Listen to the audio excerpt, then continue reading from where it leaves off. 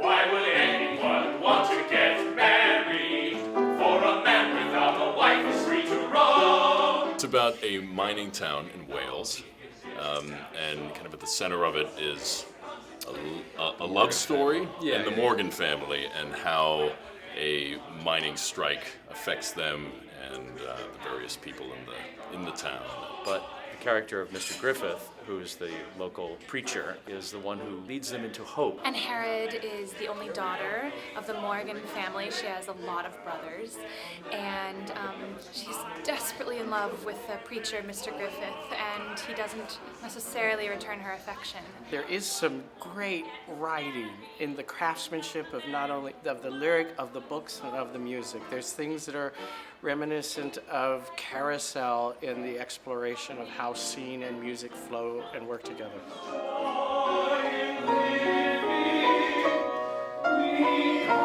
My father was someone who went to everything and was a real musical lover, and he would buy all of the soundtracks, the old records. And I remember a time for singing being in that collection, but I don't ever remember listening to it. In fact, I'm dying to go home to see my mother to see if she still has it, because there are songs that just make me want to weep. It's that kind of rich, choral, beautiful stuff. And we're only just now getting to hear some of the solo work, which is lyrical and beautiful. When will I be called the same, Mrs. Griffith? This takes its cue from the fact that it takes place in Wales. And if you know anything about the Welsh, you know that Wales is sort of the singing nation. And so it's very appropriate that it's largely a sung-through musical. And this sort of anticipates things like Les Mis and Miss Saigon. This show is a precursor in a lot of ways to shows that are on Broadway right now, like The Last Ship.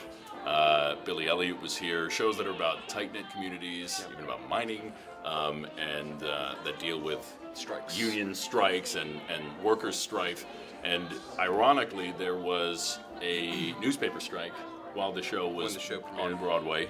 And maybe that's why it didn't do so well. Maybe that's why we kind of lost touch with it. I think when this first opened, MAME opened 3 days later and was much more of the feel-good, fun, happy era.